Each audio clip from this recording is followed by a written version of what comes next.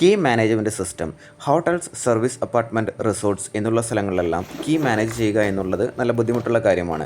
Guest അതുകൊണ്ട് കളയുവാനോ അത് തരാതെ പോകുവാനോ സാധ്യതയുണ്ട്. ബാറ്ററി ലോക്ക് ചെയ്യുന്ന ഈ ഒരു സിസ്റ്റത്തിൻ്റെ കാർഡ് നമുക്ക് ഡ്യൂപ്ലിക്കേറ്റ് ചെയ്യാനോ അല്ലെങ്കിൽ ആ രീതിയിൽ തന്നെ ഒരെണ്ണം ഉണ്ടാക്കാനോ സാധിക്കുന്നതല്ല. ഓരോ കാർഡിനും പ്രത്യേക റൂം അല്ലെങ്കിൽ ഏരിയയിലേക്കുള്ള പ്രവേശനം മാത്രം നൽകാം.